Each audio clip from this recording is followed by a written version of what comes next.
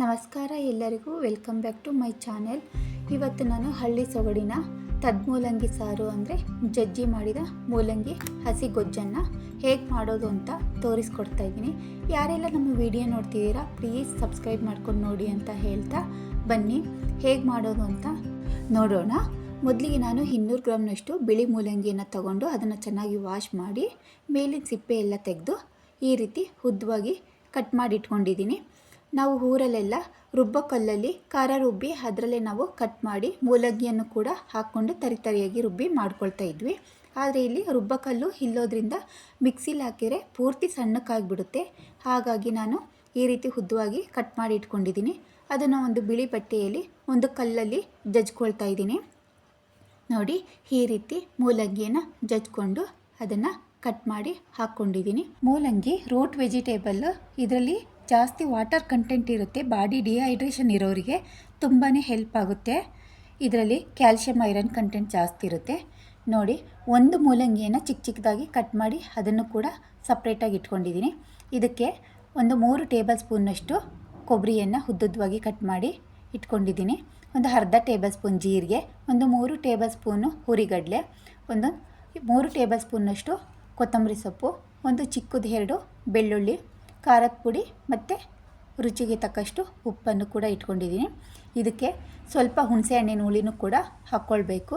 ಹಾಗಾಗಿ ಹುಣಸೆ ಹಣ್ಣನ್ನು ಕೂಡ ನೆನೆಸಿಟ್ಟಿದ್ದೀನಿ. ಒಗ್ಗರಣೆಗೆ ಒಂದು ಈರುಳ್ಳಿ ಮತ್ತು ಕರಿಬೇವನ್ನು ಕೂಡ ಕಟ್ ಮಾಡಿ ಇಟ್ಕೊಂಡಿದ್ದೀನಿ. ಈಗ ಮೂಲಂಗಿ ಸಾರಿಗೆ ನಾನು ಖಾರವನ್ನು ರೆಡಿ ಮಾಡ್ಕೊಳ್ತಾ ಇದ್ದೀನಿ. ಮೊದಲಿಗೆ ಒಂದು ಮಿಕ್ಸಿ ಜಾರ್ ಇಟ್ಕೊಂಡು ಅದಕ್ಕೆ ಕಟ್ ಮಾಡಿ ಇಟ್ಕೊಂಡಿರ್ತಕ್ಕಂಥ ಕೊಬ್ಬರಿಯನ್ನು ಹಾಕ್ಕೊಳ್ಬೇಕು. ಆಮೇಲೆ ಬಿಡಿಸ್ಕೊಂಡಿರ್ತಕ್ಕಂಥ ಬೆಳ್ಳುಳ್ಳಿನೂ ಕೂಡ ಸೇರಿಸ್ಕೊಂಡು ಜೀರಿಗೆ ಮತ್ತು ಹುರಿಗಡಲೆಯನ್ನು ಸೇರಿಸ್ಕೊಳ್ಬೇಕು. ಅದರ ಜೊತೆಗೆ ಖಾರದ ಪುಡಿಯನ್ನು ಕೂಡ ನಾವು ಖಾರನ ನೋಡಿಕೊಂಡು ಹಾಕ್ಕೊಳ್ಬೇಕು. ಸ್ವಲ್ಪ ಖಾರ ಜಾಸ್ತಿ ತಿನ್ನೋರು ಖಾರನ ಜಾಸ್ತಿ ಹಾಕ್ಕೊಳ್ಬೋದು. ಖಾರದ ಪುಡಿ ಇಲ್ಲ ಅಂದರೆ ಒಣಮೆಣಸಿಕಾಯನ್ನು ಕೂಡ ನಾವಿಲ್ಲಿ ಹಾಕ್ಕೊಳ್ಬೋದು. ನಾನು ಖಾರದ ಪುಡಿಯನ್ನೇ ಹಾಕ್ಕೊಂಡಿದ್ದೀನಿ. ರುಚಿಗೆ ಎಷ್ಟು ಬೇಕೋ ಅಷ್ಟು ಉಪ್ಪನ್ನು ಮಾತ್ರ ಹಾಕ್ಕೊಳ್ಳಿ. ಸ್ವಲ್ಪ ಉಪ್ಪು ಜಾಸ್ತಿ ಆದರೂ ಕೂಡ ಸಾರಿನ ಟೇಸ್ಟು ಬರೋದಿಲ್ಲ. ಇದಕ್ಕೆ ನಾನು ಒಂದು 2 ಟೇಬಲ್ ಸ್ಪೂನ್ನಷ್ಟು ಹುಣಸೆ ಹಣ್ಣಿನ ಹುಳಿಯನ್ನು ಕೂಡ ಹಾಕ್ಕೊಳ್ತಿದ್ದೀನಿ.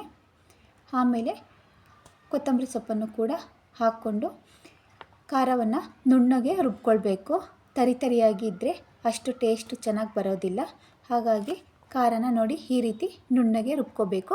ಈಗ ಖಾರ ರುಬ್ಕೊಂಡಿದ್ದೀನಲ್ವ, ಇದಕ್ಕೆ ನಾನು ಕಟ್ ಮಾಡಿ ಇಟ್ಕೊಂಡಿದ್ದೆ ಒಂದು ಮೂಲಂಗಿಯನ್ನು ಚಿಕ್ಕದಾಗಿ, ಅದನ್ನು ಕೂಡ ಸೇರಿಸ್ಕೊಂಡು ಈಗ ಇದನ್ನು ತರಿಯಾಗಿ ಮಿಕ್ಸಿಯನ್ನು ಆನ್ ಆಫು ಮಾಡ್ಕೊಳ್ತಾ ರುಬ್ಕೊಳ್ಬೇಕು. ತುಂಬ ನುಣ್ಣಗೆ ರುಬ್ಕೊಂಡ್ರೆ ಚಟ್ನಿ ಥರ ಆಗಿಬಿಡುತ್ತೆ. ಹಾಗಾಗಿ ನೋಡಿ, ಮೂಲಂಗಿ ಸ್ವಲ್ಪ ಕಾಣ್ತಾ ಇರಬೇಕು.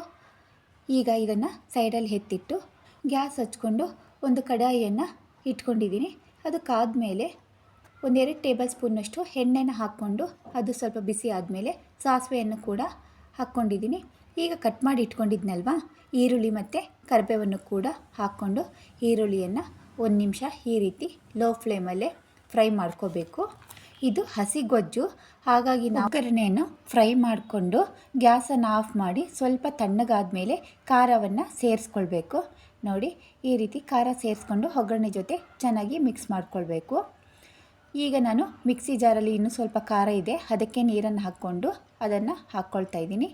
ನಮಗೆ ಗೊಜ್ಜು ತುಂಬ ತೆಳುವು ಇರಬಾರ್ದು, ಅದು ಸ್ವಲ್ಪ ಗಟ್ಟಿನೇ ಇರಬೇಕು. ಆ ರೀತಿ ನೀರನ್ನು ನೋಡಿಕೊಂಡು ಹಾಕ್ಕೊಳ್ತಾ ಮಿಕ್ಸ್ ಮಾಡ್ಕೊಳ್ಬೇಕು. ನೋಡಿ, ಈಗ ನಾನು ಜಜ್ಜಿ ಇಟ್ಕೊಂಡಿದ್ನಲ್ವ ಮೂಲಂಗಿ, ಅದನ್ನು ಕೂಡ ಸೇರಿಸ್ಕೊಳ್ತಾ ಇದ್ದೀನಿ. ಅದನ್ನು ಸೇರಿಸ್ಕೊಂಡು ಮೂಲಂಗಿಗೆ ಎಲ್ಲ ಖಾರ ಚೆನ್ನಾಗಿ ಹತ್ತೋ ರೀತಿ ಚೆನ್ನಾಗಿ ಅದನ್ನು ಮಿಕ್ಸ್ ಮಾಡಬೇಕು. ನೋಡಿ, ಈಗ ಹಸಿ ಮೂಲಂಗಿ ಗೊಜ್ಜು ರೆಡಿ ಆಯಿತು.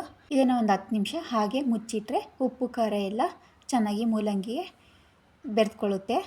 ಈಗ ಇದನ್ನು ನಾನು ರಾಗಿ ಮುದ್ದೆ ಜೊತೆ ಸರ್ವ್ ಮಾಡಿ ತೋರಿಸ್ತಾ ಇದ್ದೀನಿ. ಮತ್ತು ಇದು ಜೋಳದ ರೊಟ್ಟಿಗೂ ಕೂಡ ತುಂಬ ಚೆನ್ನಾಗಿರುತ್ತೆ, ಅನ್ನಕ್ಕೂ ಕೂಡ ಚೆನ್ನಾಗಿರುತ್ತೆ. ನೀವು ಒಮ್ಮೆ ಟ್ರೈ ಮಾಡಿ ಹೇಗಿತ್ತು ಅಂತ ಕಮೆಂಟ್ ಮಾಡಿ ತಿಳಿಸಿ.